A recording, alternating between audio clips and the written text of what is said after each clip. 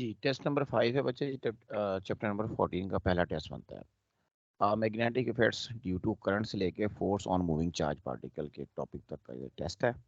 इसमें जो पहला क्वेश्चन है वो है positive charge, a positive point charge is moving vertically upward. Diagram में अगर आप गौर से देखो इसके साथ ही, तो यहाँ पर हमें वेलोसिटी अपवर्ड डायरेक्शन में नजर आ रही है। It enter the magnetic field directly towards the north. जी एक ऐसे इलाके में चला गया जहाँ मैग्नेटिक फील्ड नॉर्थ की तरफ है, यानी ये मैग्नेटिक फील्ड हो सकता है नॉर्थ की तरफ डायरेक्शन में इस तरफ, और चार्ज पार्टिकल की वेलोसिटी अपवर्ड आ गई। अब हमारे पास फॉर्मूला होता है F is equal to Q B cross B. अब यहाँ पर जो V है वो तो अपवर्ड है और जो B है वो नॉर्थ की तरफ है। दूसरी बात पॉजिटिव पार्टिकल है। अब सवाल ये है कि the force on charge particle will be towards. अब देखो अब आपने करना क्या है, आपके पास वेलोसिटी ऊपर को शो हो रही है, ठीक है, डायग्राम में, और नॉर्थ हमारा इनटू द स्क्रीन है, यानी स्क्रीन की जानिब है। आप अगर अपना हाथ इस तरह खड़ा करें कि आपकी उंगलियां हो छत की जानिब वेलोसिटी की डायरेक्शन में, और हथेली का रुख आपका हो स्क्रीन की जानिब, तो देखो तुम्हारा थंब किधर आ रहा है, ईस्ट की तरफ आ रहा है या वेस्ट की तरफ आ रहा है। बस ये देख लो जी, ये वेस्ट बन रहा होगा।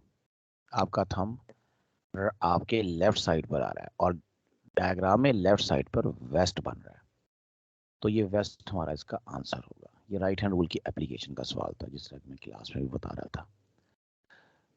ये क्वेश्चन हो गया। नेक्स्ट क्वेश्चन है नंबर 2। ये भी इसी की तरह का एक बड़ा मजेदार किस्म का क्वेश्चन है कि यूनिफॉर्म इलेक्ट्रिक फील्ड है और एक यूनिफॉर्म मैग्नेटिक फील्ड है present in a region parallel to each other. अब मजे की बात, दोनों ही एक दूसरे के पैरेलल हैं। इलेक्ट्रॉन, पहली बात इसके अंदर है नेगेटिव चार्ज पार्टिकल है, आपने प्रोजेक्ट किया with its velocity I direction, यानी कि आपने इसको इलेक्ट्रिक फील्ड के पैरेलल डायरेक्शन में इसको थ्रो कर दिया, मैग्नेटिक फील्ड के भी पैरेलल डायरेक्शन में किया, यानी तीनों का यूनिट वेक्टर बराबर है, ये नजर आ रहा है, तो तीनों आपस में पैरेलल है। अब क्या होगा, मैग्नेटिक फील्ड तो कोई असर नहीं डालेगा इसके ऊपर, मैग्नेटिक फील्ड का कोई असर नहीं होगा। अब गौर से देखो ये डायग्राम में, ये बना हुआ नेगेटिव प्लेट यानी नेगेटिव चार्ज, ये बना हुआ है पॉजिटिव। जब नेगेटिव चार्ज नेगेटिव की तरफ बढ़ेगा तो उसको रिपल्शन मिलेगी, उसकी स्पीड कम होती जाएगी, तो यहाँ स्पीड ऑफ इलेक्ट्रॉन डिक्रीज करेगी, इसलिए इसका आंसर चार्ली है। उसके बाद क्वेश्चन नंबर 3 है a wire in the form of circular loop of two turns carrying current I1 produces a magnetic field B1 at its center। एक आपके पास लूप है, उसके सेंटर में B1 मैग्नेटिक फील्ड है। Calculate using the relation which can be calculated using the relation B is equal to mu naught Ni। ये solenoid का formula आ गया। Now if the same wire is bent to make 4 turns। लो जी, अब आपने क्या किया है, आपने सोलेनोइड होता है गोल सर्कुलर होता है, उसकी जगह इसको आप ले आए हैं स्केयर शेप में, यानी कि सोलेनोइड अगर आपका यूं चलता है ना इस तरह से, अब जो वायर को आपने इस तरह से कॉइलिंग करनी, इस तरह से, ये इस तरह की कॉइलिंग कर दी सर्कुलर शेप में, यानी ये कॉइल इसी को बना दिया, सर्कुलर कॉइल था उसको इस तरह से 4 साइडेड कॉइल बना दिया। तो मैग्नेटिक फील्ड पे क्या असर होगा, जबकि करंट जो है अब आपका वो पहले वाले करंट के बराबर ही है। तो मैग्नेटिक फील्ड का जो फॉर्मूला है म्यू नॉट एन आई, जो ऊपर इन्होंने खुद मेंशन किया हुआ है, इसमें स्मॉल एन का मतलब होता है total number of turns per unit length. ठीक है जी, ये आपने करना है। अब आपने किया है कि टर्न्स कितने कर दिए, 4 टर्न किए हैं, ठीक है जी। पहले आपके पास 2 टर्न्स थे, ये पहले आपके पास नंबर ऑफ टर्न्स कितने थे बेटा जी, 2 थे, 2 नंबर ऑफ टर्न्स थे, करंट I1 था और मैग्नेटिक फील्ड B1 था, ठीक। अब आपने सेम वायर था, यानी कि वायर की लंबाई आपके पास जो है उसको आपने 4 टर्न्स कर दिए और करंट सेम है और न्यू मैग्नेटिक फील्ड B2 मालूम करना है। अब सेम वायर को आपने बेंड करके अगर 4 टर्न्स के अंदर, बगे स्केयर के अंदर नहीं है, 4 नंबर ऑफ टर्न्स कर दिए, टर्न्स को 2 से 4 डबल कर दिया आपने। अब बात यह है कि जब हम नंबर ऑफ टर्न्स डबल करते हैं किसी भी वायर के, तो हमने पहले पढ़ा हुआ है कि नंबर ऑफ टर्न्स कब कब डबल होते हैं, जब हम उसके अंदर ज्यादा उसको लपेटा मार देते हैं एक लिहाज से, ठीक है जी। अब और से देखो, एक ही वायर है, उस एक ही वायर में एक टर्न आपके पास ये बन गया, दो टर्म बनाने, मैंने एक और दो टर्म बना दी ये। अब इसी वाई कि मैं जब 4 टर्म करूंगा ये चीज आ जाएगी। अब आप देख सकते हो इससे क्या हो गया कि आपके नंबर ऑफ टर्न्स आपने बढ़ा दिए, उससे आपकी लेंथ बढ़ गई। करंट चूंकि आपने सेम रखा था पहले भी, दो दो से कटेगा, मैग्नेटिक फील्ड पे कोई असर पड़ता नजर नहीं आ रहा, तो मैग्नेटिक फील्ड क्या रहेगा, सेम रहेगा। ठीक है। हाँ, अगर ये सवाल होता जिस समय पहले इसको एसेस कर रहा था स्केल लूप वाला, यानी सर्कुलर लूप को मैं स्केल लूप में बना देता, तब भी कोई फर्क नहीं पड़ना था। वजह, क्योंकि वो जो फॉर्मूला है हमारा B is equal to mu naught N I, इसमें कहीं ये नहीं लिखा हुआ आपका कि लूप सर्कुलर होगा या स्क्वायर होगा, वो लूप होना चाहिए। स्क्वायर या सर्कुलर लूप से हमें कोई इतना फर्क नहीं पड़ेगा। ये बात नोट कीजिए, रखिएगा। दूसरा एक और MCQ बन जाता है वो। फोर्थ क्वेश्चन है, एक पार्टिकल है जिसका चार्ज -32 10⁻18 कूलम है। ठीक है जी, ये आपके पास चार्ज आ गया, क्यों आ गया, मूव कर रहा है 100 मीटर पर सेकंड की वेलोसिटी से, तो ये आपके पास वेलोसिटी है और ये चार्ज आ गया क्यू। क्वेश्चन क्या कर रहा है, एंटर होता है अलोंग एक्स एक्सिस, एंटर होता है रीजन जहां मैग्नेटिक फील्ड आपके पास, और उसमें मैग्नेटिक फील्ड की वैल्यू ए जे दे दी हुई है। ठीक है, और इलेक्ट्रिक फील्ड की वैल्यू दी हुई है 10⁻⁻4 दी हुई है। अच्छा, ये जे का मतलब है ये वाई डायरेक्शन में है, मैग्नेटिक फील्ड वाई डायरेक्शन में है, ये बात नोट कर लें। इलेक्ट्रिक फील्ड नेगेटिव जी डायरेक्शन में है। Now if the charge particle remains undeflected, undeflected की इक्वेशन ये होती है, ये हमने वो वेलोसिटी सिलेक्टर मेथड में पढ़ी थी, ई बाय बी होता है, ये ए कर लेंगे, ए फॉर मैग्नेटिक फील्ड होता है ई बाय बी, हमने जो पढ़ा है ना इसको यूं पढ़ा हुआ है ई ओवर बी। अगर ये क्वेश्चन याद नहीं है तो यूं याद होगा आपको कि magnetic force equal to electrical force हम करते थे। ठीक है, मैग्नेटिक फोर्स होती है क्यू वी बी और इलेक्ट्रिक फोर्स होती है क्यू ई के बराबर। तो क्यू क्यू से काट दो और यहाँ से वेलोसिटी का आंसर ई ओवर बी। मैंने ये फॉर्मूले की डेरिवेशन दोबारा करवा दी ताकि याद रहे, लेकिन यहाँ बी का मतलब ए है, बी मैग्नेटिक इंडक्शन का मतलब कैपिटल ए है, इसलिए यहाँ बी की जगह यहाँ क्या लिखा हुआ है, डायरेक्ट ए लिखा गया है। अब आपको ए की वैल्यू मालूम करनी थी तो क्रॉस मल्टीप्लाई करके ई ओवर बी बन गया। अब इन दो की वैल्यूज तो गिवन है, हमें पुटअप कर दें, हल कर लें, 10⁻⁻6 आंसर है, बीटा आंसर है। ये तो आसान सा सवाल था, लेकिन आसान सा सवाल इन मानों में था कि अगर वो ए ना होता बीच में तो बहुत आसान था, ए की वजह से थोड़ा सा इसके अंदर डिफिकल्टी लेवल इसका बढ़ गया। उसके बाद क्वेश्चन नंबर 5 है, बड़ा सिंपल सा क्वेश्चन है ये भी। एक बीटा पार्टिकल है, भाई भाई बीटा जैसी बोला उसने नेगेटिव इलेक्ट्रॉन हो गया। चैप्टर नंबर 21 में इसका जिक्र है। Moving with speed of 10⁻³ metre per second, ये इसकी स्पीड आ गई, velocity. Enter into a region of constant magnetic field 0.2 tesla, B पता है, वी पता है, चार्ज नेगेटिव आ गया 1.6 10⁻⁻19, अगर लगाना पड़ा लगा देंगे। उसके बाद क्या है, what must be the value of magnetic force experience by this particle. अब देखें, पार्टिकल एक रीजन में एंटर होता है कांस्टेंट मैग्नेटिक फील्ड का as shown in the following figure. अब हमें डायग्राम के लिहाज से क्वेश्चन करना है। डायग्राम के लिहाज से देखा जाए तो हमारे पास मैग्नेटिक फील्ड तो अपवर्ड वर्टिकल डायरेक्शन में है, इलेक्ट्रिक जो चार्ज पार्टिकल की जो वेलोसिटी है वो v है। और यहाँ पर एक चीज़ आप गौर से ज़रा नोट कीजिए, तो आपके पास ये जो वैल्यू है ये गिवन है 0.2 और वेलोसिटी गिवन है v/2 की शक्ल में। वेलोसिटी का जो आपके पास कंपोनेंट है y कंपोनेंट, ये उन्होंने दिया हुआ है v/2 की शक्ल में दिया हुआ है। अब यहाँ पर असल चीज़ है कि हमारे पास वेलोसिटी और मैग्नेटिक फील्ड में कितना एंगल है, लेकिन इसने एंगल जो शो किया ना वेलोसिटी का वो एक्स एक्सिस के साथ शो कर दिया। वेलोसिटी वेक्टर को मैं यहाँ ड्रॉ करूँ ना की जगह, सेम वेक्टर, एंगल बेटा उसने ये दिया हुआ है, मुझे तो ये एंगल चाहिए। ये सिचुएशन भी आपको सिखाई गई थी 90 - θ वाली, ये सिचुएशन होगी। ठीक है, अब यहाँ पर एक और चीज़ भी अब आप नोट कर लें कि 90 - θ एंगल आपके पास है जी 30 नहीं होगा, बल्कि एंगल आपने क्या लेना है 60 डिग्री चलेगा आपका। वजह, ये अगर 30 है आपके पास एंगल तो ये होगा 60 डिग्री। अच्छा, ये कैसे पता लगा ये एंगल 30 है, ये ऊपर तो कहीं लिखा नहीं, डायग्राम के मुताबिक पता लगा मुझे। डायग्राम के मुताबिक देख लें कि ये अगर आपके पास v है तो ये हाफ लंबाई है y कंपोनेंट की। y कंपोनेंट आपका हाफ होता है, ये 30 डिग्री के अंदर होता है, 60 डिग्री में इधर आ जाता है हाफ। ठीक है, और 30 में ये सामने आ जाता है, इसलिए ये बात याद रखिएगा इस हवाले से, क्योंकि जो 30 और 60 डिग्री है ना, ये जो ट्रायंगल बनती है, इसमें आपके पास जो परपेंडिकुलर होता है वो हाफ लेंथ के इक्विवेलेंट आता है, और साइन, इसलिए यहाँ पर हमने इसको 30 डिग्री यही बताया हुआ अभी इन्होंने, ये चीज़ आप ध्यान में रखेंगे, ये मैथमेटिक्स की बात है सिंपल सी। एंगल 60 आ गया, आगे बड़ा सिंपल क्वेश्चन है, आपने सिर्फ क्यू वी बी साइन 60 का फॉर्मूला लगा के इसको हल कर लेना। ये देखें जी, आपके पास फॉर्मूला है Q V B sine 60 degree, इसको आप हल कर लेंगे, सोल्यूशन ये सामने आपके पास हुआ है। क्यू का मतलब चार्ज ऑन इलेक्ट्रॉन होगा 1.6 10 पावर -19 ये लिखा हुआ है, ठीक है। वेलोसिटी 10 पावर 3 है।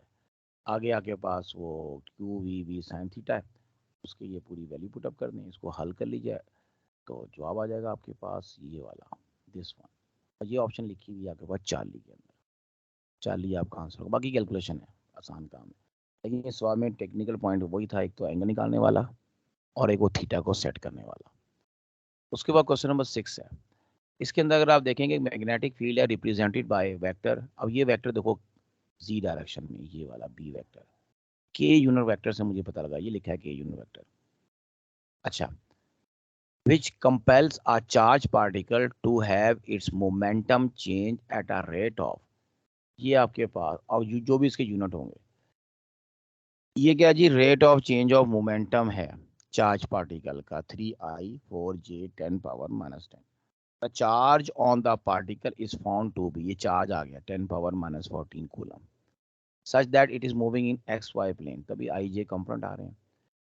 which can be the possible relation for the velocity of such particle, नहीं ये भी Q V B sine theta का ये वाला फॉर्मूला है, दिस वन, सिंपल। अब सिंपल इन मानों में कि फॉर्मूला ये वाला है, अब आपने क्या मालूम करना है, वेलोसिटी कैलकुलेट करनी है। वेलोसिटी को कैलकुलेट करने के लिए पहली बात है कि आपके उसके ऊपर चार्ज का जो rate of change of momentum है, अगर आपको रिलेशन पता है, F इज इक्वल टू होता है delta P over delta T, यानी ये rate of change of momentum उसने दिया, ये असल में फोर्स दी है आपको। आसानी के लिए उसने आपको जरा थोड़ा सा मुश्किल की तरफ लेके गया है, कि आसानी नहीं किया आपके लिए कि फोर्स बोल देता direct, rate of change of sir momentum जी हम बोलते हैं, नहीं है, बस फोर्स आपने बताया मुझे। फोर्स के बराबर होता है, पहले से पता है। तो इसका मतलब है फोर्स है ये। यहाँ पे मैं फोर्स की जगह 3I4J इंटू 10 पावर -10 पुटअप कर दूंगा, ये किया हुआ है F की जगह। क्यों मुझे गिवन है 10 पावर -14 पुटअप कर दिया। मैग्नेटिक फील्ड 0.002 है के डायरेक्शन में, और वी मुझे पता ही नहीं है, अभी वी मुझे मालूम करना है, तो इसको ऐसा लेके चलूंगा, कंपैरिजन करना पड़ेगा मुझे दोनों तरफ कंपोनेंट्स का, फिर मुझे इसका जवाब पता लगेगा, क्योंकि ओपन नहीं कर सकता मैं क्रॉस को, क्योंकि क्रॉस तब ओपन होता है मुझे पता हो ना वी के साथ आई है, जे है, के है, या आई जे दोनों आ रहे हो, इसे अभी ओपन नहीं कर सकता इसको मैं। बहरहाल ये जो 10 पावर -14 नजर आ रहा है, इसको मैं हाईलाइट करता हूँ, ये वाला, ये जाके आप लेफ्ट साइड पे डिवाइड करोगे, ये देखें, इसको 10 पावर -10 से सॉल्व करोगे, 10 पावर 4 बनेगा, 10 पावर 4 को अंदर मल्टीप्लाई करोगे, ये बनेगा 30,000 I और 40,000 J। इधर भी मल्टीप्लाई कर दोगे तो ये कंपोनेंट बन गया। अब I को I के साथ और J को J के साथ कंपेयर करना है, I को I के साथ, J को J के साथ, यानी 30,000 जो है ना, वो -2.2002 Vx के साथ कंपेयर होगा, और इसी तरह जो दूसरा कंपोनेंट है वो वी वाई के साथ कंपेयर होगा, ये वाला, ये वी वाई के साथ तो हो गया, और इसका जो आपके पास जवाब आता है सॉल्व करके वो ये आता है, क्रॉस मल्टीप्लाई करना है आपने, और ये आपके पास मीटर पर सेकंड। अब वाई का मतलब आपके पास ऑब्वियसली जे डायरेक्शन होती है, वाई का मतलब जे डायरेक्शन होती है, ठीक है, इसलिए आपने ये जो 1.5 10 पावर 7 इसके साथ जे लगा देना है। दूसरा कंपोनेंट जो आप कैलकुलेट करोगे वो आई कंपोनेंट आ जाएगा आपके पास, ये वाला एक्स एक्सिस के लॉन्ग है ना, ये वी एक्स लिखा हुआ है इस वजह से, ये जी आई कंपोनेंट बन जाएगा, तो ये टोटल वेलोसिटी आ जाएगी, और ये टोटल जो आंसर है अल्फा में लिखा हुआ है। तो अब ये देख लें आपका वेक्टर एनालिसिस का क्वेश्चन, मैग्नेटिक फील्ड की क्वेश्चन सब मिला के क्वेश्चन दिया गया। उसके बाद क्वेश्चन नंबर आपके पास 7 है, इसलिए मैं कह रहा था ये क्वेश्चन आके एक बार चेक करें, क्योंकि ये इतने भी सीधे सीधे क्वेश्चन नहीं है कि आप बगैर पढ़े कर जो, कर पढ़ के करना पड़ेगा। Following figure shows a current carrying straight conductor AB of length 4 meter placed at right angle to a magnetic field of flux density 0.5. अब ये आपको मैग्नेटिक फील्ड गिवन है यहाँ पर, ठीक है, लेंथ 4 मीटर गिवन है, कंडक्टर को फोर्स लग रही है 10 न्यूटन की, magnitude and direction of the current बताना है कि करंट इस वायर में किधर जा रहा है, मतलब ए से बी की तरफ जा रहा है या बी से ए की तरफ आ रहा है, जबकि ये ए पॉइंट है और ये बी पॉइंट है, तो नीचे से ऊपर जा रहा है या ऊपर से नीचे आ रहा है, क्योंकि करंट की डायरेक्शन जो है वो डिटरमिन होती है आमतौर पे क्रॉस प्रोडक्ट के बाद पता लगती है। पहले हमें कैलकुलेट करना पड़ेगा करंट को, उसके साथ देखेंगे आई जे के क्या चीज़ आ रही है, उसके हिसाब से हमें पता लगेगा ये एंगल क्या आ रहा है इसके साथ, ठीक है। तो उसमें सोल्यूशन आपका सिंपल है, F B is equal to आ जाएगा आई एल बी, ठीक है। अब आई एल बी है चूंकि इन्होंने जब शुरू में बता दिया हमारे पास क्वेश्चन में कि ये राइट एंगल है, ये चीज़ राइट एंगल का मतलब है साइन 90 यूज़ करेंगे, तो साइन 91 होता है, इसलिए वहाँ पर आई एल बी यूज़ किया जा रहा है, साइन 90 यूज़ नहीं किया जा रहा। करंट को आप निकालेंगे, करंट आपके पास आएगा सॉल्व करके 5 एम्पेयर। अब ये जो 5 एम्पेयर है ना, अब फोर्स की डायरेक्शन अगर आप देखते हैं डायग्राम के अंदर तो ये डाउनवर्ड फोर्स आ रही है। अब यहाँ पे लगता है right hand rule, L cross B के ऊपर फॉर्मूला क्या होता है, एफ वेक्टर आई बाहर एल क्रॉस बी।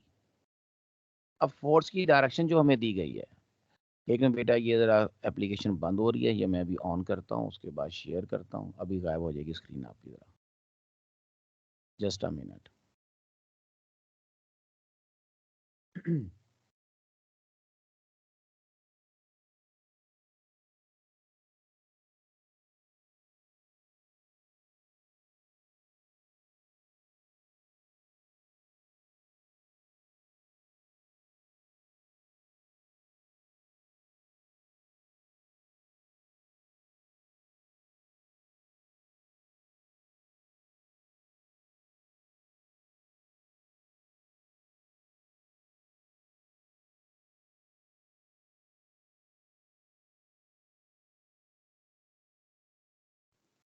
सर जी मेरे ख्याल से जो है ना, ये पूरे पंजाब में से 2 बच्चे आए हैं सिर्फ आपके पास, ऐसा ही है?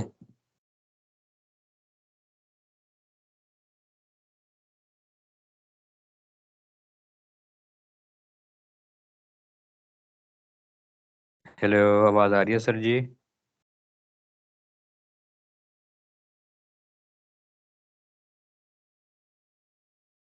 जी अब ये देखें स्क्रीन आपके सामने आ जानी चाहिए अब तक।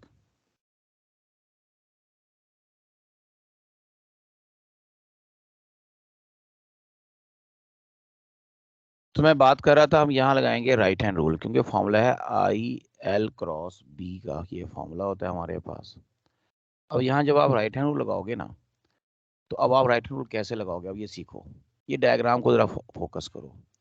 अगर आप उंगलियों को अपनी ए से बी की तरफ खोलें इस तरह से कि आपकी जो हथेली है ये जो आपके राइट की तरफ हो, हथेली राइट की तरफ हो, जरा गौर से सुने दोबारा, हथेली राइट की तरफ लगी हुई हो, ठीक है, और उंगलियों का रुख आपकी ए से बी की डायरेक्शन में अगर आप करें तो जरा मुझे बताएं आपका थंब किधर नजर आ रहा है आपको? नीचे की तरफ है सर। जी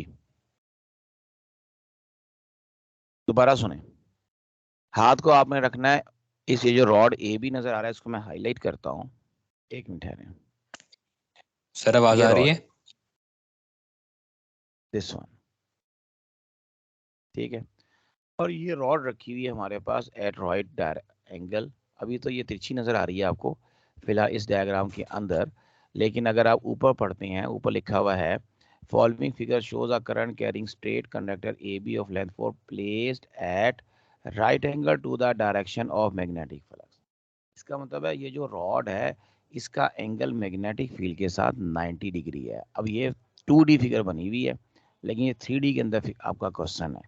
ये बता रॉड किस तरह रखी हुई है, ये आप यूं समझ लो कि आपका जो मैग्नेटिक फील्ड है वो इस तरफ है आपके राइट की तरफ, ठीक है जी, इस तरफ जा रहा है मैग्नेटिक फील्ड। अब ये नोट करते जाओ, और रॉड इधर यूं नहीं है, नहीं ये डायरेक्शन नहीं है इसकी रॉड की, इस चीज को आपने समझना है, डायरेक्शन और रॉड इस तरफ से अंदर की तरफ है, अंदर की तरफ, यानी कि मेरे से आप स्क्रीन की जानिब रॉड है, मेरे से जहाँ जिधर आप बैठे हो इधर से स्क्रीन की जानिब रॉड बनेगी। यानी अगर मैं इनटू द अपने रोड है, पेन को इनटू द रोड की है। निब को स्क्रीन की जानिब पॉइंट करूं तो ये रॉड की डायरेक्शन बनेगी, और स्क्रीन के राइट साइड पे मैग्नेटिक फील्ड बनेगा।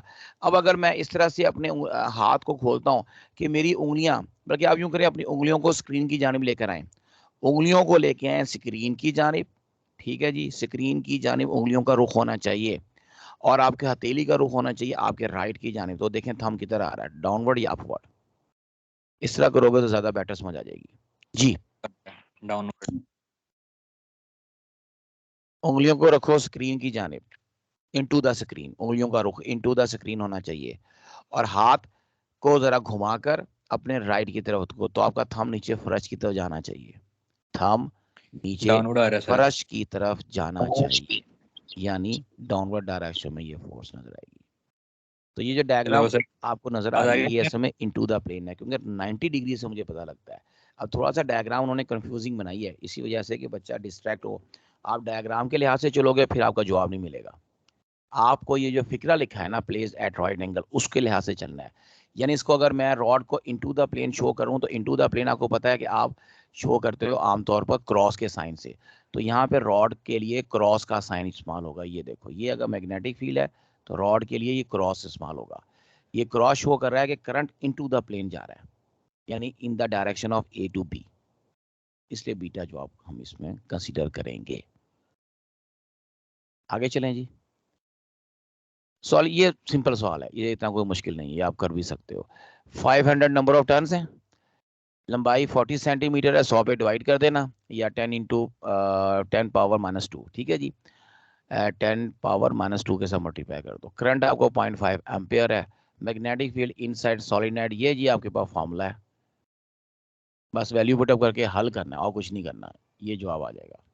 ये सिंपल था, 40 आंसर है। मैंने असल में जो बेसिक मैं कॉन्सेप्ट इसमें क्लियर कर रहा हूँ राइट हैंड रूल वाले सवालों के ऊपर फोकस है, क्योंकि वो ज़्यादा इंपॉर्टेंट, लेकिन ये भी न्यूमेरिकल टाइप है, ये आप कर सकते हो। I am sure about this now. 9th question है आपके पास, एक वर्टिकल वायर है, इसमें करंट है, इलेक्ट्रॉनिक करंट। लो जी सवाल आ गया इलेक्ट्रॉनिक करंट का, इनटू द पेज। अगर ये electronic current into the page है तो इसका जो कॉरेस्पॉन्डिंग कन्वेंशनल करंट होगा वो मेरी जानिब होगा, मेरी जानिब, ठीक है जी। अच्छा, अब सवाल क्या कर रहा है, what is the direction of magnetic field at point P. अब देखें अगर ये पॉइंट पी के ऊपर डायरेक्शन अगर मैंने इसकी निकालनी है, ठीक है, मैग्नेटिक फील्ड की डायरेक्शन एट पॉइंट पी निकालनी है। अब सवाल में मेरे पास है वर्टिकल वायर है, करंट इसके अंदर है इनटू द प्लेन के मुताबिक। अब ये आपके पास डायरेक्शन बनी हुई है, अब यहाँ पे हमने लगाना है राइट हैंड रूल। कैसे, करंट की डायरेक्शन को मैं यहाँ ड्रॉ करने लगा हूँ, जरा गौर से देखिए। ये मैं एक सर्कल ड्रॉ कर लेता हूँ, बल्कि सर्कल ये वाला नहीं, दूसरा।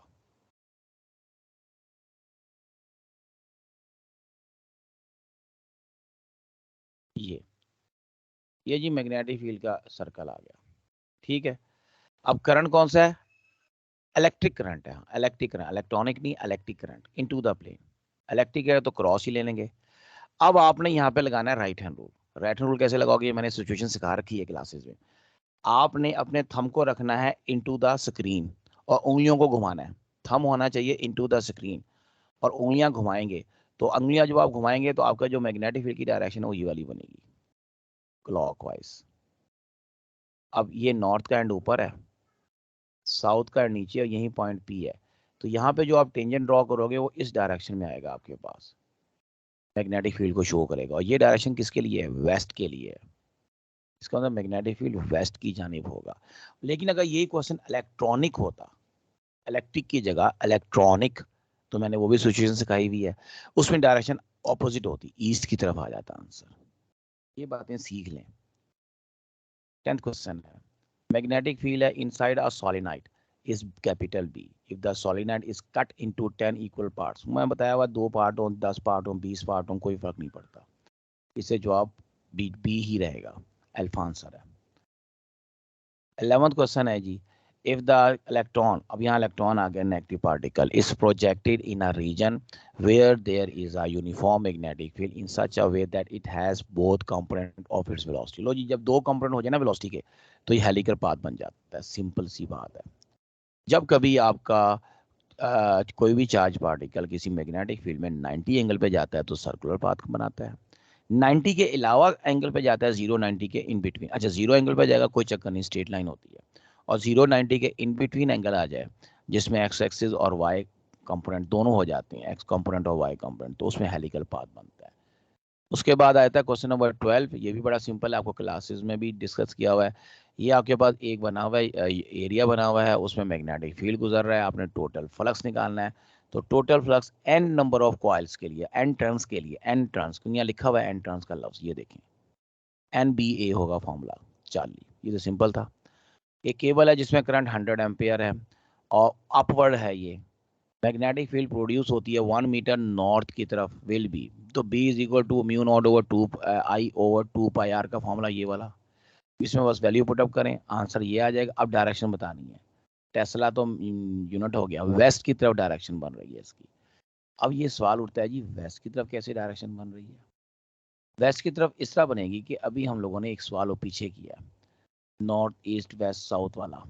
इसमें अब करंट अपवर्ड डायरेक्शन में जा रहा है। अपवर्ड का मतलब है ये आ गया डॉट, इसके चारों तरफ आप एक सर्कल बना कर दें मैग्नेटिक फील्ड का और डायरेक्शन इंडिकेटर ड्रॉ कर दें। इधर आप नॉर्थ कर दें, नीचे साउथ कर दें, इधर ईस्ट कर दें, इधर वेस्ट कर दें, ठीक है। अब आपने कहाँ जाना है? आपने जो मैग्नेटिक फील्ड मालूम करना है नॉर्थ, 1 मीटर नॉर्थ के फासले पे इस जगह पर पॉइंट P है आपका। तो यहाँ पर अगर एरो मेरी तरफ आ रहा है, इसमें डॉट है बीच में, डॉट का मतलब ये है कि मैंने थंब अपनी तरफ रखना है बेटा। थंब मैं अगर अपनी तरफ करता हूँ तो मेरी उंगलियां एंटी क्लॉकवाइज घूमती हैं इस तरह से। ये डायरेक्शन आपको बता रखी है क्लासेस में, तो ये इसकी डायरेक्शन बनेगी वेस्ट की तरफ, ठीक है। ये वही क्वेश्चन है जो ऊपर भी पढ़ के आए हैं, पहले पॉइंट P नीचे था, अब उसने ऊपर बना दिया। N electron is place in a strong magnetic field. दो इलेक्ट्रॉन जब मैग्नेटिक फील्ड में रखा गया प्लेस किया गया, भाई कुछ नहीं होगा, स्टेशनरी पार्टिकल है, स्टेशनरी रहेगा। डेल्टा 15th है current of 20 milliampere and 200 milliampere are passed through a two parallel wires X and Y respectively in the same direction। तो बेटा जी सेम डायरेक्शन में करंट जा रहा है लेकिन करंट मुख्तलिफ है, एक में 20 है मिली एम्पेयर को मैं छोड़ नहीं लिख रहा और एक में 200 है। उसके बाद है कि जी if the wire X exert a force F, ये आपके पास पहली वाली वायर X है, दूसरी वायर Y है, ये अट्रैक्ट करेंगी, अट्रैक्ट करते हुए दोनों एक दूसरे पे फोर्स लगाएंगी, तो दोनों की फोर्स की मैग्नीट्यूड म्यूचुअल होती है, एक जैसी फोर्स लगाती हैं। तो वो यही पूछ रहा है कि Y कितनी फोर्स लगाएगा, सेम फोर्स लगाएगा, ठीक है, म्यूचुअल फोर्स होती है ये। इसका जो फॉर्मूला भी पता होना चाहिए आपको, ये F जो फोर्स होती है proportional to product of charge currents होती है, ठीक है। अच्छा जी 16th क्वेश्चन है, वायर है, लेंथ 2 मीटर है, जी करंट 2 एम्पेयर है, यूनिफॉर्म मैग्नेटिक फील्ड 4 टेस्ला में रखा हुआ है इसको। Magnetic field perpendicular to length of wire है, फोर्स बता दें। ये ILB sin 90 वाला फॉर्मूला लगा के हल कर लें इसको, ठीक है। ये फॉर्मूला और सोल्यूशन हुआ है। 16 न्यूटन आंसर है आपके पास, सिंपल सिंपल सवाल है ये, तो बीटा जवाब है। 17th क्वेश्चन भी सिंपल सा सवाल है। 10 सेंटीमीटर वायर है, 2 एम्पियर का करंट गुजर रहा है, मैग्नेटिक फील्ड 0.23 टेस्ला है, एंगल 45 डिग्री है विद मैग्नेटिक फील्ड वायर का। मैग्नीट्यूड ऑफ फोर्स, यहाँ पे वो साइन 45 का फॉर्मूला लगेगा, ये लिखा हुआ है ILB साइन थीटा का फॉर्मूला, और बाकी सब चीज़ें गिवन है, ये साइन 45। इसको सॉल्व करेंगे तो 1/√2 का मतलब 0.7 होता है। अब इन्होंने कहीं हल तो इसको किया नहीं है, 2 के साथ ये 2 और ये √2 ऊपर √2 शिफ्ट हो जाएगा, इसलिए यहाँ से अल्फा आंसर बनता है। ये भी सिंपल सोल्यूशन था। आगे फिर ये एक कॉन्सेप्चुअल क्वेश्चन आ गया। इसमें कह रहा है कि एक कंडक्टिंग लूप है, उसमें current I is placed in a uniform magnetic field pointing into the plane. अब देखो मैग्नेटिक फील्ड जो है ना ये क्रॉस से शो किया गया है, इसके अंदर आपने करंट कैरिंग लूप रखा। करंट कैरिंग लूप में अगर आप देखोगे तो करंट की जो डायरेक्शन है वो इस वक्त नजर आ रही है क्लॉकवाइज डायरेक्शन में। यानी करंट कैरिंग लूप का अगर मैं मैग्नेटिक फील्ड ड्रॉ करता हूँ, करंट कैरिंग लूप का मैग्नेटिक फील्ड, तो वो क्रॉस से शो होगा। अब जो मेरा अप्लाइड मैग्नेटिक फील्ड है लूप के अंदर और बाहर वो भी क्रॉस की शक्ल में ही है। तो लूप के अंदर आप देखोगे तो दोनों क्रॉस बन गए। दोनों का मतलब है एक अप्लाइड फील्ड का जो ब्लैक रंग का क्रॉस है वो अप्लाइड फील्ड के क्रॉस हैं, और जो रेड रंग का क्रॉस है वो करंट कैरिंग लूप का अपना करंट के मैग्नेटिक फील्ड का क्रॉस है। अंदर मैग्नेटिक फील्ड सेम डायरेक्शन में है। तो जब अंदर मैग्नेटिक फील्ड सेम डायरेक्शन में होती है तो उसका मतलब लूप के अंदर मैग्नेटिक फील्ड एनहांस हो गया है, बढ़ गया है। बाहर कम हो जाएगा, वीक हो जाएगा, तो ये लूप एक्सपैंड करेगा। रिवर्स सिचुएशन होती है तो ये कॉन्ट्रैक्ट करता है। ये वो लूप की एक्सपेंशन और कॉन्ट्रैक्शन वाला कॉन्सेप्ट है। उसके बाद आपके पास इसकी एक्सप्लेनेशन यहाँ गिवन है। अगर आप स्क्रीनशॉट लेना चाहते हैं तो मैं 1 मिनट के लिए पॉज कर रहा हूँ स्क्रीन को यहाँ पर। 1 मिनट ज़्यादा है, स्क्रीनशॉट ले लीजिए।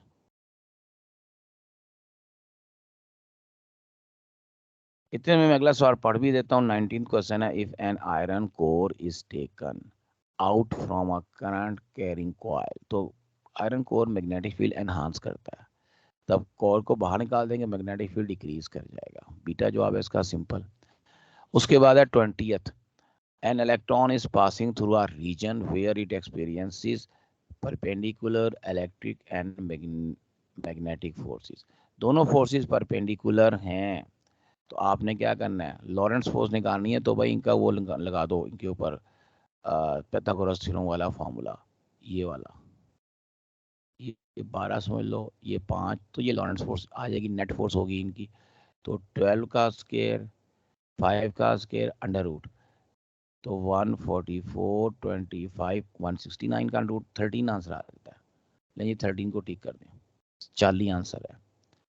ये आगे हल हुआ हुआ भी है, वही चीज़ हल हुई भी है।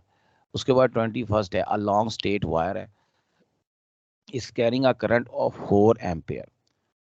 The magnetic field at a point 5 centimeter from the wire. ये तो वो जो एक करंट कैरिंग वायर की जो मैग्नेटिक फील्ड का फॉर्मूला ये वाला, बस सेंटीमीटर को हमने मीटर में कन्वर्ट करना है। बाकी चीज़ें तो वैल्यू पुटअप करेंगे, पाए पाए से कट जाएगा, और उसके बाद बाकी चीज़ों को सॉल्व करना इतना मुश्किल काम नहीं है।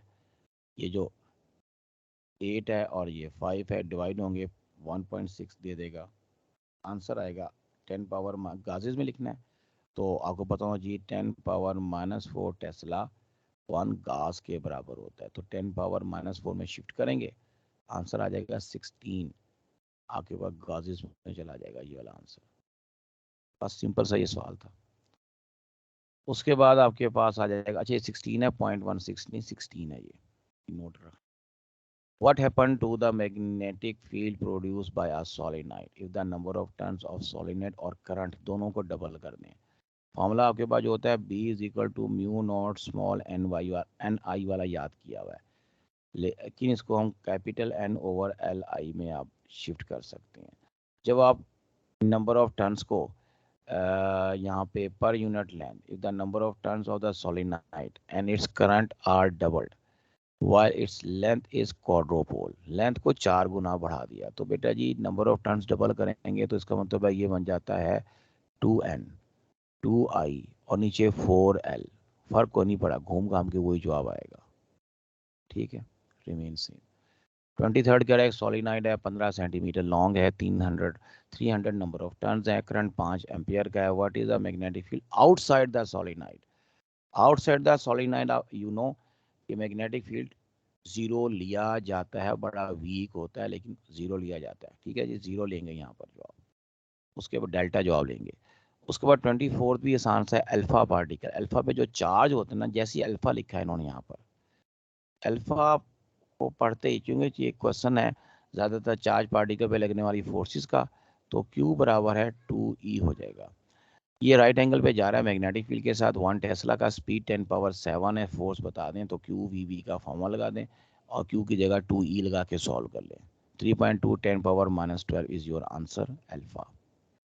उसके बाद वो गाज और टेस्ला का रिलेशन मैं अभी बता चुका हूँ, 1 टेस्ला 10 पावर 4 गाज और 1 गाज 10 पावर -4 टेस्ला। अल्फा जवाब है 25 का। 26 में कह रहा है you are asked to design a solenoid that will give a magnetic field of 1 tesla और करंट कह रहा है 20 एम्पीयर से आगे नहीं जाना चाहिए। Number of turns per unit length small N मालूम करना है, तो ये मेरा फॉर्मूला लगाएं और यहाँ स्मॉल एन के लिए इसको सॉल्व करके वैल्यू पुटअप करके सॉल्व कर लें, तो आपका जवाब 3.9। अब यहाँ पर एक पॉइंट नोट कर लें, यहाँ पर यह है कि इस तरह के जो सवालात आपके पास आते हैं ना, जिनमें आप यूँ महसूस करते हो कि आपका जो ये फैक्टर है, क्या नाम है, 4 पाई का, 4 आपको पता है 4 होता है और पाई 3.14 होता है। तो हमारे लिए ज़्यादा बेटर होता है कि इस फैक्टर को ना हम एक बार डिवाइड करके रख लें। 1/4 तो मुझे पता है 0.25 होता है, आपको भी पता है। इस 0.25 को अगर 3.14 से आप डिवाइड करें तो ये बनता है तकरीबन 0.0879 बनता है, हम इसको 0.08 ले सकते हैं। तो याद रखिएगा 1/4 पाई इंटू 10⁻⁻7, इसको अगर मैं हल करूं तो ये मेरे पास बनता है 0.08 इंटू 10⁻⁻7 की जगह +7 हो जाएगा। ये म्यू नॉट की जो वैल्यू है 1/μ0 जिसे कहते हैं आप लोग, ये उसकी वैल्यू मैं पहले से हल करके बता रहा हूँ आपको कि इस तरह से आप याद कर लेंगे। अच्छा, इसमें एक और चीज़ भी, अगर आप इसको मज़ीद यही कर लें ताकि 10⁻7 0.08 को हल करना तो 8/100 कर दो, ठीक है, इंटू 10⁻7 और 100/2 होती है, ऊपर जाके माइनस हो जाएगी, तो ऊपर जाके माइनस होगी तो 8 इंटू 10⁻5 ये बनता है। और इस 8 को जब आप 2 पे डिवाइड करेंगे तो 4 इंटू 10⁻4, एक 10 और कैंसिल होगा, आपका आंसर आएगा, आपका आंसर यही है 3.94 ही होता है। इस तरह भी आप ये सवाल को हल कर सकते हो, ये छोटी सी चीज याद करके। 27th में इलेक्ट्रॉन है, मूव कर रहा है अलॉन्ग नेगेटिव एक्स एक्सिस, ठीक है जी। तो get it moving along anti clockwise circular direction में, पाथ में, एक्स वाई प्लेन में, मैग्नेटिक फोर्स किधर लगेगी। अब देखो ये अलॉन्ग, जवाब है अलॉन्ग पॉजिटिव जी डायरेक्शन। अब ये एक और सवाल आ गया जिसमें आपने अप्लाई करना है राइट हैंड रूल। अब इलेक्ट्रॉन है, इलेक्ट्रॉन पे जब भी राइट हैंड रूल लगाएंगे जवाब तो वो प्रोटॉन वाला देगा, तो जो भी डायरेक्शन आएगी उसको उल्टा दो, रिवर्स कर दो, तो आपके पास इलेक्ट्रॉन की डायरेक्शन का आंसर आएगा। अब इलेक्ट्रॉन जा रहा है नेगेटिव जी एक्स डायरेक्शन, ये एक्स डायरेक्शन है नेगेटिव जी, इलेक्ट्रॉन की डायरेक्शन ऑफ मोशन इस तरफ है, ठीक है। अब आपने क्या करना है, मैग्नेटिक फील्ड आपने अप्लाई करना है एक्स वाई प्लेन, ये एक्स वाई प्लेन है आपकी, ये आपका वाई एक्सिस है, ये एक्सिस है, ये वाई एक्सिस नेगेटिव है। जी एक्सिस ऑब्वियसली मेरी जानिब या स्क्रीन के बाहर पॉजिटिव जी एक्सिस होगा और स्क्रीन के अंदर नेगेटिव जी एक्सिस होगा। अब हमने इलेक्ट्रॉन को एंटी क्लॉकवाइज घुमाना है, एंटी क्लॉकवाइज इस पे फोर्स लगानी है। इसका मतलब है ये इलेक्ट्रॉन अगर जी एक्सिस की तरफ जा रहा था तो एंटी क्लॉकवाइज जब मैं इसे घुमाऊंगा तो इसकी जो डायरेक्शन ऑफ मोशन मेरी बनेगी इलेक्ट्रॉन की वो ये वाली बनेगी, इस डायरेक्शन में इसको घुमाना है मैंने, ये एंटी क्लॉकवाइज डायरेक्शन है इसकी मैग्नेटिक फील्ड के अंदर। अब ये जिस डायरेक्शन में इलेक्ट्रॉन घूम रहा है इसके लिहाज से मुझे बताना है मैग्नेटिक फील्ड किस डायरेक्शन में अप्लाई करूं। इलेक्ट्रॉन अगर एंटी क्लॉकवाइज घूम रहा है, गौर से बात सुनो मेरी, तो अगर आप इसके ऊपर राइट हैंड रूल अप्लाई करते हो एंटी क्लॉकवाइज डायरेक्शन में फोर्स लगाने के हवाले से, फोर्स आपकी लगनी चाहिए डाउनवर्ड डायरेक्शन में, ठीक है जी, इलेक्ट्रॉन पर। अगर ये इलेक्ट्रॉन ना होता तो फोर्स कहाँ लगती, ऊपर लगती। पॉजिटिव पार्टिकल के लिए मैं एफ पॉजिटिव कह देता हूँ ऊपर, और एफ नेगेटिव जो लग रही है वो नीचे। तो ऊपर के लिहाज से अगर आप बड़े आराम से वी क्रॉस बी, ये फॉर्मूला जी बेटा, क्यू वी क्रॉस बी। अब आपने अपने राइट हैंड रूल को यूज करना है। आपकी वेलोसिटी है नेगेटिव एक्स डायरेक्शन में, यानी कि आप लोगों के हाथ के राइट लेफ्ट की तरफ वेलोसिटी है, ठीक है। वेलोसिटी अपने राइट हैंड रूल के मुताबिक अगर मैंने अपनी फोर्स के राइट हैंड रूल में किधर आती है, थंब की डायरेक्शन में आती है।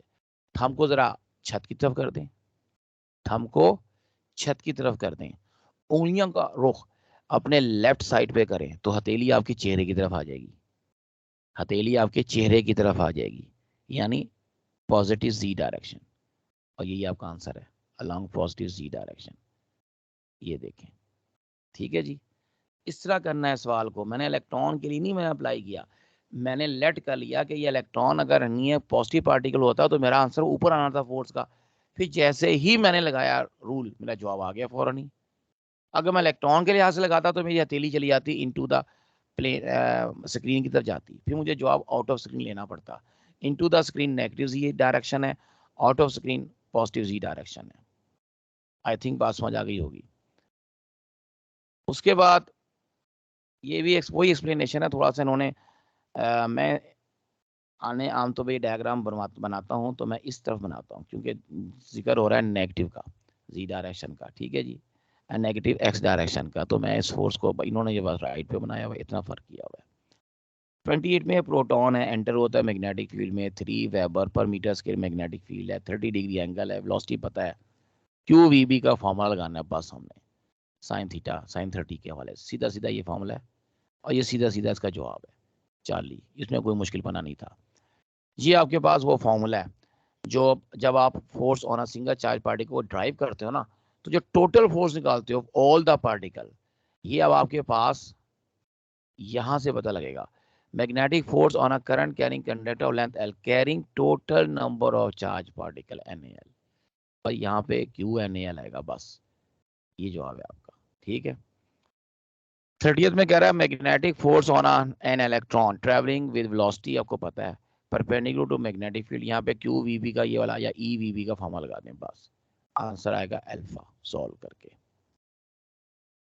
तो बेटा आपका ये एक टेस्ट तो कंप्लीट हुआ। अब दूसरा टेस्ट मैं ओपन करता हूँ आपके सामने, एक मिनट है।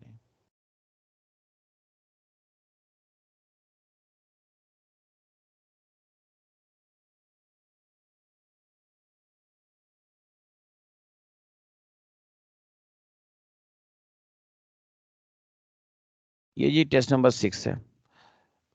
इसमें आपके पास जो E/m से ऑनवर्ड टॉपिक है, E/m के अंदर प्रोटॉन और एक अल्फा पार्टिकल है। पहला सवाल है इसका, वो एंटर होते हैं यूनिफॉर्म मैग्नेटिक फील्ड में perpendicularly with the same speed. अब पहला पॉइंट आ गया, स्पीड दोनों की सेम आ गई।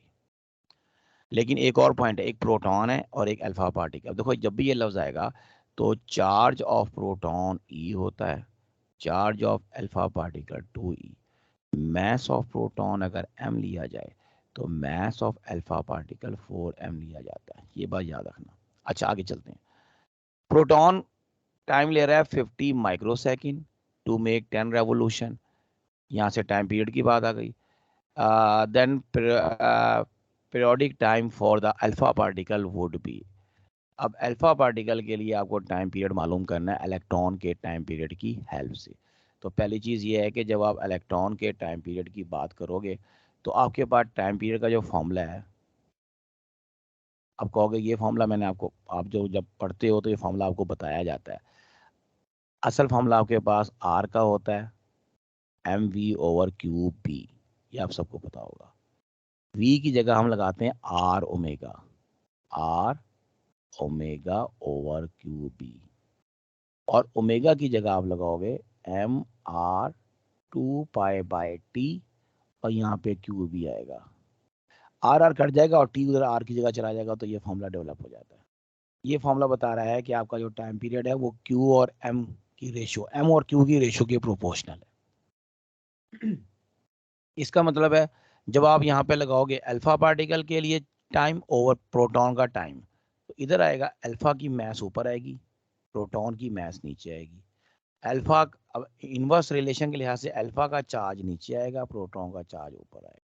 ये कट कटा के आता है 2 रेशियो आती है। तो प्रोटॉन के टाइम को आप 2 से मल्टीप्लाई कर दें। ठीक है जी। टाइम पीरियड को अब टाइम पीरियड कैसे निकलता है? टाइम पीरियड आपको पता है एक वाइब्रेशन का टाइम होता है। आपके पास यहाँ पर टोटल जो टाइम आया हुआ है वो 50 है, उसको 10 से डिवाइड कर दें, 5 आ जाएगा। 5 को जब आप 2 से मल्टीप्लाई करेंगे 10 आंसर होगा आपका, ये लिखा हुआ है डेल्टा। आगे वो कह रहा है कि जी आपके पास if 10% of current pass through the moving coil galvanometer of resistance 99 ohm, then the shunt resistance of such an ammeter must be 10% current गुजर रहा है आपका गैल्वानोमीटर में से। ठीक है जी। 10% का मतलब होता है, अगर गैल्वानोमीटर के करंट को मैं, टोटल करंट को मैं आई लेट कर लूँ, तो 10% ऑफ आई, आई जी का मतलब होगा 10% ऑफ आई, ये बन जाएगा 10/100 आई। 0 कैंसिल होगा, 1/10 आई, इसको बोलते हैं 0.1 आई। ये यहाँ लिखा हुआ है 0.1 आई। ठीक है। अब I-IG 0.9 आई हो जाएगा आपका, ये फॉर्मूला है शंट का। ऊपर आप 0.1 आई लगा दें, नीचे 0.9 आई, 0.1/0.9 1/9 हो जाता है। और जब आप सॉल्व करते हैं 99 ओम के साथ, तो ये जवाब आता है 99/9, जो 11 आपका आंसर देगा डेल्टा। अब इसमें सिर्फ उन्होंने परसेंटेज डाल के थोड़ा सा ट्विस्ट किया सवाल को। थर्ड क्वेश्चन बड़ा सिंपल है, गैल्वानोमीटर जिसकी रेजिस्टेंस 10 ओम है, फुल स्केल डिफ्लेक्शन दे रहा है 1 मिली एम्पियर के ऊपर, what resistance must be connected in series when it as with it as to make it a voltmeter of range 2.5 volt. तो आपको हाई रेजिस्टेंस मालूम करनी है, ये फॉर्मूला है जी आपके पास। जो टोटल वोल्टेज होता है वो हाई रेजिस्टेंस और गैल्वानोमीटर के वोल्टेज का सम होता है, और वोल्टेज का फॉर्मूला होता है आई जी। गैल्वानोमीटर का होगा आई जी के साथ आर जी, और हाई के साथ होगा हाई रेजिस्टेंस के साथ आई जी के साथ आर एच। आई जी कॉमन आ गया, तो ये आपका आपकी बुक की इक्वेशन है जी। तो आर एच का या ये डक ये इस शक्ल में लगा तो फॉर्मूला का ये ज़बानी याद है, बाकी डाटा है, वैल्यू पुटअप करके हल कर लो, ये आंसर आना है डेल्टा। फोर्थ क्वेश्चन में एक स्क्वेयर कॉइल है 3 सेंटीमीटर क्रॉस 3 सेंटीमीटर, एरिया आ गया, 200 नंबर ऑफ टर्न्स हैं, 2 एम्पियर करंट है, एक मैग्नेटिक रीजन में रखा है जहां मैग्नेटिक फील्ड एग्जिस्ट करता है 4 टेस्ला का, such that it is parallel to the plane. अब देखो जब भी ये लफ्ज इस्तेमाल करते हैं parallel to plane, magnetic field की बात करेंगे, such that it is a parallel to the plane of the coil, तो magnitude of the torque acting to hold this coil in this position is, torque मालूम करना है। देखें जब magnetic field parallel होता है प्लेन के तो टॉर्क मैक्सिमम लगता है, और जब परपेंडिकुलर होता है प्लेन के, यानी कि जब आपका flux passing through the coil zero होता है तो मैक्सिमम टॉर्क लगता है, और जब आपके पास flux passing through the coil maximum होता है तो टॉर्क जीरो हो जाता है। एनीवे अब यहाँ maximum torque B I N A बीना का फॉर्मूला लगाओ और हल कर लो, ये आंसर आएगा आपके पास 144 का। आगे तो वो कैलकुलेशन है, 0 0 कैंसिल करना है, 9 को ऊपर 16 को ऊपर रखें, 9 को नीचे रखें, डिवाइड कर दें, 144 आंसर। फिफ्थ क्वेश्चन है, current carrying coil is placed in a uniform magnetic field with its plane perpendicular to the pole faces। लो जी, परपेंडिकुलर टू पोल फेसिस का मतलब क्या है कि अगर आपके पास ये पोल फेसिस हैं मैग्नेट के, ठीक है जी, ये नॉर्थ पोल है, तो इसके जब हम पैरेलल की बात करते हैं तो ये कॉइल है वो इसी डायरेक्शन में यूं आ रहा है, इस तरह से, ठीक है, ये कॉइल आ गया, और यहाँ पे आप एक बना दें साउथ पोल, ये साउथ पोल आ गया, तो इस सूरत में जो इसमें से गुजरने वाला फ्लक्स है ना वो मैक्सिमम हो जाएगा, ठीक है। तो अब आपको कह रहा है कि जी current coiling coil is placed in a uniform magnetic field with its plane perpendicular to pole. अच्छा ये मैंने पैरेलल की डायग्राम बनाई है, परपेंडिकुलर बनाएंगे डायग्राम तो ये बनेगी, ये नॉर्थ है और ये साउथ है, परपेंडिकुलर की ये डायग्राम बनती है। अच्छा इस पहली डायग्राम में जो टॉर्क होता है वो जीरो होता है, और इस दूसरी डायग्राम में टॉर्क होता है मैक्सिमम बीना, BINA, ये आंसर है, ठीक है। ये दो सिचुएशन आपको पहले भी लेक्चर्स में आपने पढ़ी हुई हैं, तो उससे मुताबिक एक सवाल बनाया उन्होंने, तो दोनों का आपको पता होना चाहिए। बहरहाल ये डायग्राम यहाँ बनी हुई नीचे भी। सिक्स्थ है जी, अ प्रोटॉन ड्यूट्रॉन मतलब ड्यूट्रियम का न्यूक्लियस और अल्फा पार्टिकल एक्सक्रेट किया गया through the same potential difference. सवाल है में लिखा हुआ है सेम पोटेंशियल डिफरेंस, की पॉइंट है इसका। अच्छा जी ये नोट कर लें इसको, सेम को potential difference, enter a region where the, of uniform magnetic field moving at right angle to magnetic, what is the ratio of their kinetic energy? kinetic energy का फॉर्मूला होता है QV, और V same है सबका, तो इसके अंदर kinetic energy charge के प्रोपोर्शनल है, तो चार्जेस की रेशियो कितनी होती है 1:1:2। मुझे कैसे पता लगा, प्रोटॉन पे 1e, न्यूट्रॉन पे भी 1e, अल्फा पे 2e चार्ज होता है, तो ये याद रखिएगा, इस पे E चार्ज है, इस पे भी E चार्ज है, इस पे 2e है, ये भी मैं बता के आया हूँ आपको। न्यूट्रॉन का याद करें, इस पे भी E चार्ज होता है।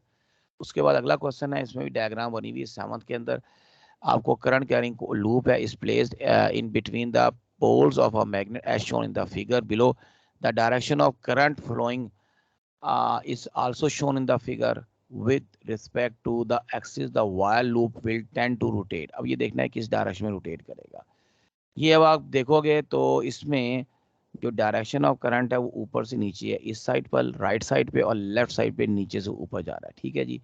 और मैग्नेटिक फील्ड की डायरेक्शन आपके इस तरह से आ रही है, ये चीज़ आ रही है। अब आपके पास आपने क्या करना है, यहाँ पर अगर आप डायरेक्शन अप्लाई करते हैं तो आपने ये देखना है, ये साइड है ना इसकी मैग्नेटिक फील्ड के लिहाज से नॉर्थ पोल इस तरफ है, ठीक है। और आपका जो करंट कैरिंग कॉइल है, ये वाली साइड की बात कर रहा हूँ, इसकी मैं इस तरफ से देख रहा हूँ इसको, ये आपकी जा रही है उस तरफ जा रही है, ये आ गया आपके पास V और ये B आ गया। इस पे V क्रॉस B लगाएंगे तो इस साइड पे जो फोर्स लगेगी ना आपकी, वो लग जाएगी अंदर की तरफ, और जो पल्ली तरफ है वो बाहर ऊपर की तरफ, यानी कि इस तरह से घूमेगा राइट हैंड रूल के मुताबिक। और ये जो डायरेक्शन है ना, ये वाली, ये एंटी क्लॉकवाइज बनती है। ठीक है, तो एंटी क्लॉकवाइज इसका आंसर होगा। Hello right hand sir, rule आवाज से आ लगाया रही है? मैंने, आपने भी सीधा करना है इसको, ये आपने सीखा हुआ है क्लास में भी। इलेक्ट्रॉन हेलो सर ऑफ जी। mass 0.9 10 power minus 30 mass आ गई, under the action of magnetic field moves in a circle of radius 2 centimeter, speed है 3 into 10 power 6 meter per second। ठीक है, ये रेडियस आ गया, मैं इसको हाईलाइट कर देता हूँ, ये वाला 2 वाला सेंटीमीटर में है, तो वो 2 into 10 power minus 2 करना पड़ेगा, ये यहाँ किया हुआ भी इस जगह पर, ये किया हुआ है। ये स्पीड है, ये स्पीड लिखी हुई है। ये आपका मैस ऑफ प्रोटॉन आ गया, एक आपके पास इलेक्ट्रॉन का मैस ये शुरू में लिखा हुआ है। अब कह रहा है कि जी आपने were to move if a proton of mass 1.8 10 power minus 27 kilogram were to move in a circle of same rate, अब रेडियस सेम हो गया, सेम मैग्नेटिक फील्ड में मूव करना चाहते हो तो उसकी स्पीड कितनी होगी। अब सीधी सी बात है, ये जो क्वेश्चन हो रहा है इसमें रेडियस का अभी एक फॉर्मूला मैं आपको पढ़ा के आया हूँ, बता कर आया हूँ, mv/qb। वो फॉर्मूला आप इलेक्ट्रॉन के लिए अलग लगा दें, प्रोटॉन के अलग, उनको बराबर कर दें, चार्ज आपको पता है दोनों का ये कैंसिल हो जाएगा, ये लिखा हुआ है। ठीक है, बाकी चीज़ें गिवन है, पुटअप करें। अब आपने वेलोसिटी ऑफ प्रोटॉन मालूम करनी है, तो इस 1.8 को उधर जाके डिवाइड कर दें ऑन द अदर साइड, तो 3 1.8 के साथ डिवाइड हो सकता है और 0.9 भी 1.8 के साथ होगा। 0.9 को डिवाइड करेंगे तो नीचे 2 आ जाएगा, 2 3 से होगा तो 1.5 बन जाएगा। तो इसमें ऑप्शन में 1.5 एक ही ऑप्शन आ रही है, मैं ज़ुबानी वैसे कर लिया है, बीटा जवाब है, आप भी कर सकते हैं। उसके बाद ये अगला क्वेश्चन बड़ा इंपॉर्टेंट है, इस तरह के सवाल, इलेक्ट्रॉन और प्रोटॉन है इक्वल मोमेंटम के हैं, इक्वल मोमेंटम है इनका, ये चीज़ इक्वल है, m1 v1 m2 v2। Magnetic field में यूनिफॉर्म एंटर होते हैं, यूनिफॉर्म मैग्नेटिक फील्ड में normal to the line of force 90 degree पर। If the radii of curvature और सर्कुलर पाथ इलेक्ट्रॉन का, ये प्रोटॉन का है, देन इनमें से इलेक्ट्रॉन प्रोटॉन की रेशो निकालनी है। अब जो रेडियस का आपके पास फॉर्मूला है, उसके मुताबिक जो है वो होता है mv/qb। अब mv सेम है तो qb को r के साथ ले जाओ, mv is equal to r/qb। तो जब हम यहाँ पर करेंगे ना इनको m1 v1, तो q1 p1 r1 ये बराबर हो जाएगा q2 b2 r2। अब q जो मैग्नेटिक फील्ड है वो तो इक्वल है, तो वो तो कैंसिल हो जाएगा, दोनों तरफ से कट जाएगा, बाकी ये बचेगा। तो चार्जेस की रेशो के बराबर रेडियाई की रेशो है, चार्ज बराबर है तो रेडियाई की रेशो भी बराबर रहेगी, अल्फा जवाब बनेगा। 10th क्वेश्चन है, which of the following is true if the current carrying coil is placed parallel to magnetic field. Parallel का मतलब क्या है, फ्लक्स जीरो होगा, टॉर्क मैक्सिमम होगा, एंगल 0 डिग्री, सारी बातें सही हैं, अभी थोड़ी देर पहले आपको मैं डिस्कस करके आया हूँ पूरी फिगर। 11th क्वेश्चन में एक इलेक्ट्रॉन है, उसका मास पता है, चार्ज पता है, सर्कुलर ऑर्बिट में जा रहा है, मैग्नेटिक फील्ड हमें पता है, पीरियड ऑफ रेवोल्यूशन, ये अभी जो मैंने टी का फॉर्मूला बता के आया था ये वाला, ये अप्लाई करना है बेटा। ये तो सिंपल है, कैलकुलेशन ही रह गई बस की, वो करके देखेंगे आप लाजमन। 12 क्वेश्चन भी सिंपल है, रेडियस ऑफ कर्वेचर और the path of a charge particle uniform magnetic is directly proportional. अभी थोड़ी देर पहले फॉर्मूला लिखा था मैंने, mv/qb, और जो ऊपर mv लिखा है वो मोमेंटम है, तो मोमेंटम के डायरेक्टली प्रोपोर्शनल है r, तो ये जवाब है इसमें बीटा। If an ammeter is connected in parallel to the circuit, तो पैरेलल में करेंगे तो क्या होगा, it is likely to be damage due to ammeter low resistance galvanometer, और सारा करंट इसके बाईपास करेगा, मेन सर्किट को कर सकता है, तो आपका करंट की वजह से मसला खराब हो सकता है, इसका ये खराब हो सकता है। उसके बाद है जी 14th, in a moving coil galvanometer I produces deflection, तो करंट डिफ्लेक्शन के प्रोपोर्शनल होता है, ये बुक का ही सिंपल सवाल। अब देख लें जो बड़े सवाल हैं तो छोटे सवाल भी आ रहे हैं। अब आपको पता है ये जो C/नैप का जो फैक्टर होता है या BN, ये समय आपके पास करंट सेंसिटिविटी को शो कर रहा होता है, और इसका जो अगर आपने यूनिट निकालना है तो वो बनता है एम्पेयर पर रेडियन, एंगल के हवाले से, क्योंकि आपके पास करंट का मामला आता है ना, I is equal to C/NAB theta. Theta को आप इधर ले जाएं, I/थीटा इज इक्वल टू, बाकी वो फैक्टर ही आ जाएगा, एम्पेयर ओवर रेडियन इसका बनने का यूनिट। 16 क्वेश्चन में कह रहा है एक बीम है पॉजिटिव चार्ज आयन की, उसकी वेलोसिटी पता है, राइट एंगल पे मैग्नेटिक फील्ड में गई, मैग्नेटिक स्ट्रेंथ पता है, specific charge of ion is 2b, ये स्पेसिफिक चार्ज होता है charge per unit mass Q/m, वो भी पता है हमें, ये लिखा है कूलम पर किलोग्राम, और रेडियस बताना है। तो बेटा ये रेडियस का फार्मूला ऐसा में ये वही फार्मूला है जो मैं अभी लिख रहा था, mv वाला, mv/qb। इसमें जो m है ना उसको ला के नीचे q से डिवाइड कर दिया ताकि वो स्पेसिफिक चार्ज वाला वैल्यू यहाँ पुट अप की जा सके इस जगह पर। बस 2 मीटर आंसर आ रहा है, 40। इसके बाद 17 भी बड़ा सिंपल है, resistance of galvanometer is R, इसको कन्वर्ट करना है एक एम मीटर में जिसकी range n times the range of galvanometer होनी चाहिए। अच्छा जी, अब आपके पास यानी कि जो करंट की जो रेंज है ना वो NIG होगा, ये करंट की रेंज उसने बोली है। RS बताएं, RS का ये फॉर्मूला है, I की जगह NIG लगा दें, IG कॉमन निकल जाएगा इसमें से और कट जाएगा, बाकी ये बचेगा जवाब बीटा। 18th में भी बड़ा सिंपल क्वेश्चन है, आपको नजर आ रहा है गैल्वानोमीटर की रेजिस्टेंस पता है, फुल स्केल डिफ्लेक्शन का करंट पता है, ये वाला जिस फॉर्मूला लगाना है आपने शंट मालूम करने के लिए 0.05 ओम आंसर आएगा। ये सिंपल न्यूमेरिकल टाइप क्वेश्चन, इसका मसला नहीं। 19th के अंदर भी आपके पास लूप है, उसके अंदर करंट आई गुजर रहा है, R रेडियस है, लूप को प्लेस किया गया यूनिफॉर्म मैग्नेटिक फील्ड में जबकि उसकी plane parallel to magnetic field है, यानी पैरेलल टू मैग्नेटिक फील्ड का मतलब है आपका जो टॉर्क लगेगा वो मैक्सिमम लगेगा। अब लूप चूंकि सर्कुलर है तो फॉर्मूला होता है आपके पास BINA। अब ये जो एरिया होगा ना ये वाला, ये πr² बन जाएगा, बस ये एक फर्क है, और एक ही लूप है तो N1 हो जाएगा, इसलिए ऐसे बीटा जवाब बनेगा, ये लिखा हुआ यहाँ पर, ये लॉजिक लिखी हुई है। 20th में आपके पास ये भी सवाल, अभी हमने इस किस्म का एक सवाल करके आए हैं कि अल्फा और प्रोटॉन है उनका सेम मोमेंटम है, फिर वो मोमेंटम सेम हो गया, यानी m1 v1 m2 v2 बराबर करोगे, मैग्नेटिक फील्ड भी दोनों का सेम है, चार्ज एक का 2e एक का e है, इतना फर्क है।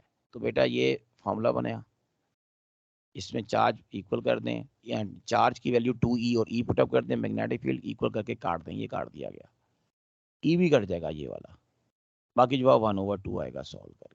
ये इसकी प्रैक्टिस करना है लाजमी, इस किस्म के 2 सवाल कराएगा यहाँ पर, इसलिए ऐसी इंपॉर्टेंट चीज़ है ये। 21st आ गया, दो पार्टिकल है XY हैविंग इक्वल चार्जेस। अच्छा चार्ज अब यहाँ इक्वल आ गया, are being accelerated through the same potential difference पे उसको इनको मूव किया गया। यूनिफॉर्म मैग्नेटिक फील्ड में एंकर होते हैं, डिस्क्राइब सर्कुलर पाथ करते हैं जिसका रेडियस कैपिटल R1 और कैपिटल R2 है। Ratio of the mass of X to that of Y आपने मालूम करनी है, यानी X पहला पार्टिकल है, इसका मास अगर मैं m1 लेट कर लेता हूँ, दूसरे का m2 लेट कर लेता हूँ, तो जब चार्ज पार्टिकल सर्कुलर पाथ में घूमता है तो उसका मास r स्क्वायर के साथ प्रोपोर्शनल होता है, E/m के फॉर्मूले में ये रिलेशन निकालते हैं, सेकंड रिलेशन वाला। तो बस ठीक है, इसको अब आप m1/m2 का मतलब होगा R1/R2, R1² तो ये वाला जवाब आता है बीटा। 22nd है, इलेक्ट्रॉन मूव कर रहा है 10⁻6 मीटर पर सेकंड वेलोसिटी से एंटर होता है region where magnetic field exist if it follows a circular path, follow करे तो ये वही मैग्नेटिक फील्ड का जो मैं आर वाला फॉर्मूला भी आपको पढ़ाता आ रहा हूँ इतनी देर से, फॉर्मूला वही है, R is equal to mv/qb। अब चूंकि मैग्नेटिक फील्ड मालूम करना है, बी को ऊपर R की जगह ले जाओ, R को नीचे ले जाओ और Q की जगह E लगा दो इस जगह, तो ये फॉर्मूला बन जाएगा B is equal to mv/e R, ये लिखा हुआ है, बाकी डाटा है पुटअप करेंगे आंसर आ जाएगा बीटा। 23rd है, अब ये CRO का क्वेश्चन है, CRO में आपको दो इसमें क्रस्ट नजर आ रहे हैं, ठीक है जी। अब यहां से लेके ये एक हिस्सा है और ये पूरा साइकिल यहाँ मुकम्मल हो, यानी हाफ साइकिल है ये।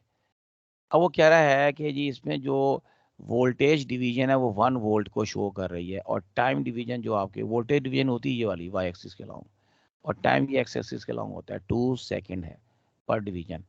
तो 2 सेकंड पर डिवीजन आ रहा है, तो फ्रीक्वेंसी ऑफ द सिग्नल आपने बताना है। तो टाइम पीरियड इसमें 4 हो गया, 2 और 2 4, ठीक है। 1 ओवर कैपिटल टी यानी 1 ओवर 4.25, ये 40 में लिखा हुआ है। 24 the beam of electron is accelerated through a potential difference V. It is then passed normally through a uniform magnetic field where it moves in a circle of radius r. It would have moved in a circle of radius 2r. इसको 2r वाले radius में ले जाना, double radius में, where it were initially accelerated through a potential difference. अब यहाँ potential difference क्या होगा, रेडियस डबल करें तो पोटेंशियल डिफरेंस कितना ज्यादा होगा। तो उसके लिए आपका जो फॉर्मूला यही है कि आर जो है under root of potential difference के प्रोपोर्शनल है। आर को डबल करना तो वी को 4 करना पड़ेगा, 4 का अंडर रूट 2 होता है ना, डेल्टा। इस फॉर रिलेशंस आपको लिखवा रखे हैं, ठीक है। 25th, torque on current carrying coil is half of maximum. Half of maximum करना है when outward normal to the plane is, outward normal to the plane. नहीं जी, आउटवर्ड नॉर्मल जो है अगर आपने हाफ करना है, ऑफ आपको पता है जो टॉर्क का फॉर्मूला होता है वो आपके पास होता है, एक तो वो बीना या NIAB, बाकी आपको बीना की शक्ल में ज़्यादा याद होता है, कॉस ऑफ एल्फा। या अच्छा, इसमें अल्फा प्लेन का एंगल है, वेक्टर। अब जो उसने जो एंगल पूछा है ना आउटवर्ड नॉर्मल का पूछा है, इस शक्ल में ये फॉर्मूला नहीं लगेगा। इस शक्ल के लिए फॉर्मूला होता है BINA साइन थीटा वाला, और थीटा हाफ किस पे होता है, 30 डिग्री। सीधा जवाब है 30 आ जाएगा। इन्होंने वो प्लेन के कॉस ऑफ अल्फा के जरिए हल किया, वो लंबा तीखा है, फिर बेहतर है कि आप इस तरह कर लें, तो 30 डिग्री का जवाब ये बीटा में लिखा हुआ, आसान काम हो जाता है। 26 में इलेक्ट्रॉन मूव करता है in a circle, circular arc जिसका रेडियस 10 मीटर है, कांस्टेंट स्पीड 2 10 पावर 7 है metre per second, with its plane of motion normal to the magnetic flux density. तो सवाल क्या कर रहा है, स्पेसिफिक E/m का फॉर्मूले की पूछ रहा है। इलेक्ट्रॉन है ना आपके पास, इलेक्ट्रॉन का जो E/m है वो आपका 2 × 10⁻11 जो 1.97 वाली वैल्यू है वही चलेगी, कोई वैल्यू होती है चेंज नहीं हो सकती। इसे हल नहीं करना बट एक जवाब पुटअप करो। 27 में कह रहा है E/m ऑफ स्मॉलेस्ट किसके लिए होगी, प्रोटॉन जिसका मास ज्यादा है। 28 में रेंज ऑफ m मीटर किस तरह आप कर सकते हो, इस कैन बी डिक्रीज बाय, क्योंकि जब आप रेंज की बात करते हैं तो रेंज और RS का रिलेशन जो है वो इनवर्स है, तो वो इंक्रीजिंग करके RS, पीछे फॉर्मूला पढ़ के आए हो अभी, किताब में भी पढ़ा हुआ है। 29 कह रहा है of the following graph which one shows relationship between the resistance R of a multi range moving coil volt meter and it's range. Volt meter की रेंज जो होती है वो वोल्टेज और रेजिस्टेंस आपस में प्रोपोर्शनल है, रेजिस्टेंस बढ़ती जाएगी रेंज बढ़ती जाएगी, रेजिस्टेंस कम होती जाएगी रेंज कम होती जाएगी, तो डायरेक्ट रिलेशन होता है दोनों का फॉर्मूले के मुताबिक। RH का फॉर्मूला यहाँ लगेगा जो अभी पीछे भी हमने पढ़ा था। Unit of torsional couple, torsional couple आपके पास टॉर पर रेडियन या थीटा के वाले से होता है, और tau is equal to C theta, तो सी का जवाब क्या आएगा, tau over theta, newton metre per radian alpha. नहीं जी बेटा, ये अब आपकी सारी डिस्कशन मुकम्मल हुई।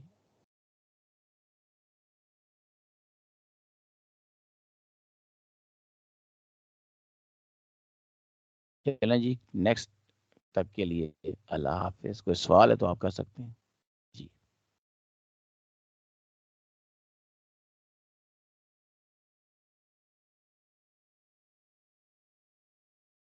तो